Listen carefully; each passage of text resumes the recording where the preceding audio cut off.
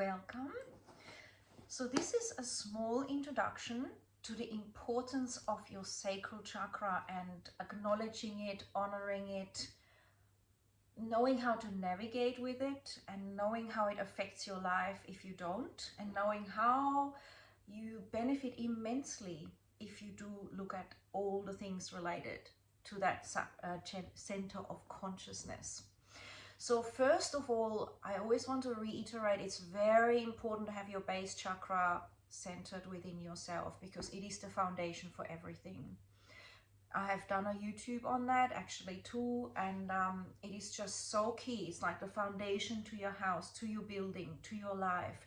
And if we ignore it, we are just going to make life harder for ourselves. This relates to your mother, and your relationship with your mother, your relationship with the earth, how you were birthed, what happened around birth, and those first impressions in life. And often they can be unconscious. And that's why it's important to be in meditation. And the way I teach yoga is always very meditative, so that you become your own healer, which is what you always are. But even within the class, you start to recognize things and flow with them, and you start to have things bubble up. I will have prompts that remind you of things that will trigger you to go into that healing, what is right for you in this moment, and empower you from that.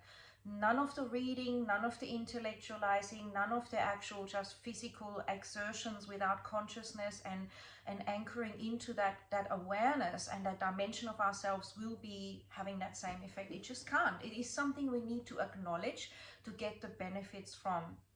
So if we say, oh wow, I've figured out everything with my father and my mother, and I really love my base chakra, I feel grounded, I don't get thrown out by everything, I love to flow and meet my own emotions, then yes, you've done that. But unless you feel comfortable about all your emotions and honoring your inner sensuality, and that you deserve pleasure, and how you feel about creativity and freedom, it's all just surface level. And this is where the depth of these classes and teachings and also sessions come in. So today I'm going to focus on the sacral chakra. So the first one was the Muladhara or Mula Bandha, which we included, which activates the Kundalini for your highest good in ease, grace and flow. Always important to acknowledge and to ask for that.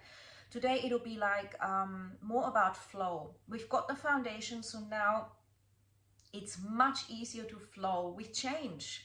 And that's why this chakra is related to your relationship with change, which is money. Money comes in, money comes out. It's that orange color. It's your water element, your emotions, which are always navigating your life into certain directions. It's linked with your relationship with your father very, very strongly. People that have issues around finances always come back to some issue with their father. And it doesn't mean their father was bad, because he did what he could, but you are still holding an imprint that is creating the experience of financial restriction, and that feeling that your creativity can't quite flow, that you have that potential to be that feminine self, to have money come and go. Obviously you will also give money out, so it's not like you're holding on and grabbing onto it. It's the ability to be able to give it, but also to receive it. And it's a very feminine energy. So this is the sacral, and men have that as much as women, but my specialty is working with women and co-creating with women. So this is associated and linked with your uterus, your sexual organs, your bladder, your joy for life. That means your liver, your pancreas, and it's all that stuff. If that is in some way suppressed, will reflect as issues in those areas. It still links with digestion, as did the base chakra.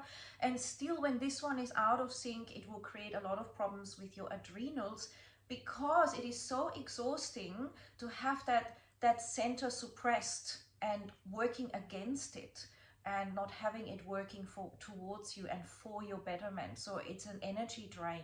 This is always how I look at all the things that I teach and I guess share with my students or my clients, is that you've got this already, but we're learning to brush off the dust and the barriers and the cages around it. So this can really work for you and shine. We are all given those same opportunities, but do we want to harness it? Are we ready to look at why we have constricted that?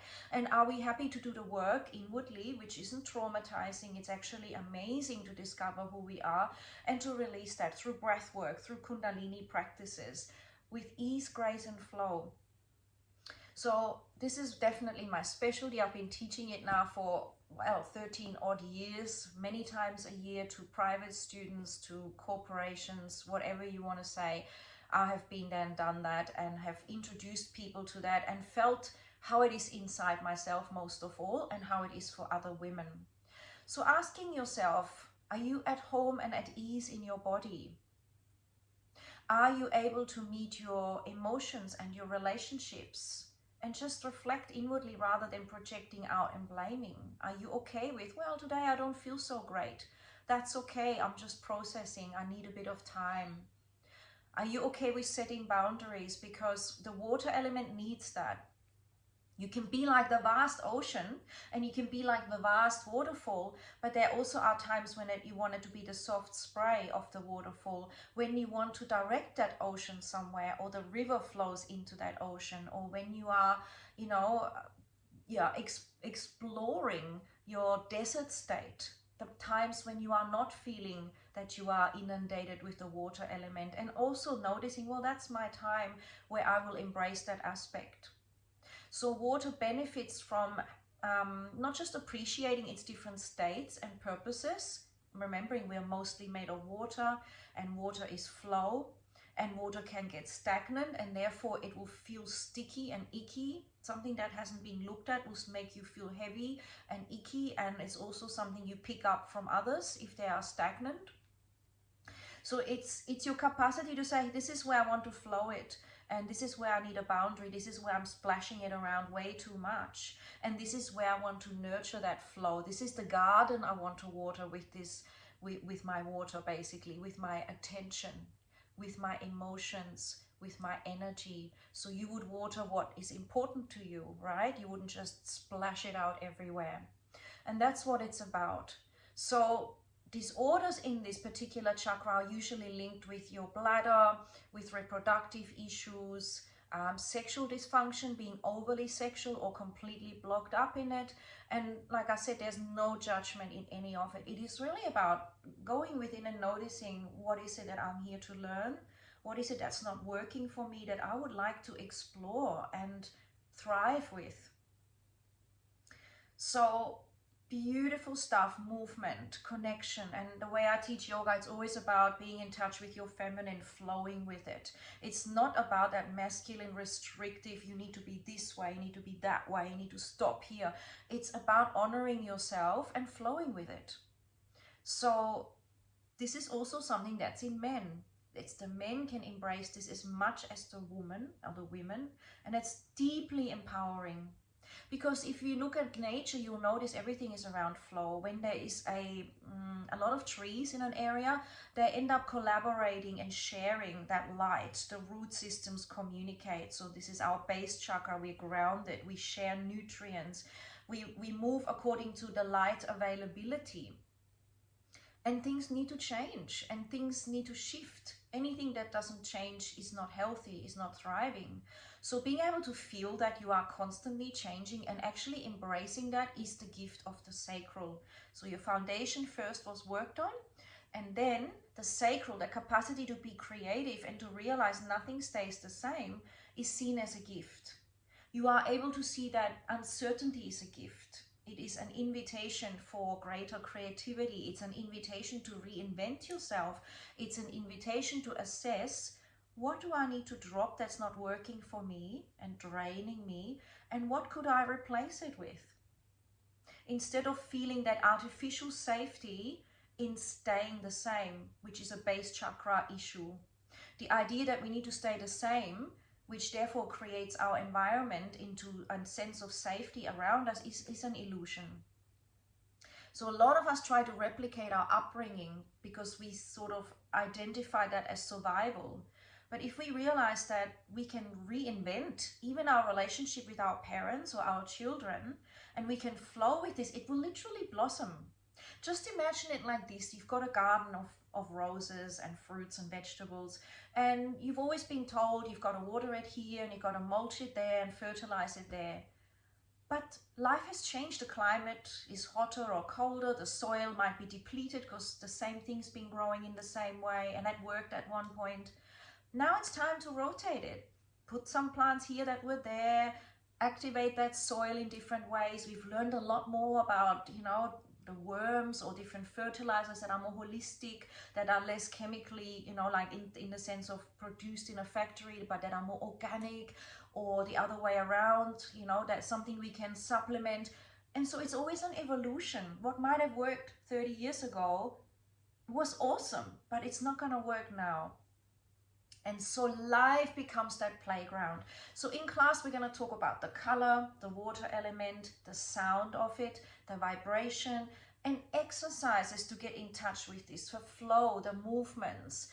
Belly dancing is amazing for that. But again, you could be a belly dancer, but you don't really ground, or you're not really going beyond this area. And then you're missing out on that higher consciousness if you're just focused on that sexuality and using that sensuality or hip movement or belly movement as a focus. It's the whole body. And so notice how you are about yourself sexually as well. Do you feel safe? Do you feel sensuous with yourself? This chakra and the highest point and pinnacle is actually not about I'm sexy for everybody else, everyone desires me. It's about how do you connect with yourself, your inner sensuality, your relationship with yourself. And that is really empowering, and that really relates to how you birth, how you were birthed. Again, nothing is separate. The earth chakra is around your first impressions and your birth, but this affects your sacral and affects how you relate to your capacity to be sensuous. And again, like I said, also, your father has a major impact. Your relationship with him reflects who you attract. Your relationship and stability not attracts, but you could say attracts your abundance in terms of money, because you feel that worthiness. And if you've been somehow feeling unworthy and you're still trying to prove yourself to your father, and there is a lack of loving, healthy support, because remember, your parents are your first god and goddess, your first pillars of stability. You're going to always sabotage on some level, feeling unworthy, feeling like, the moment you want to thrive and your dad calls and needs something, you'll just be completely, oh yes, dad, I need to fix that, I need to help that. And you will neglect yourself, as an example.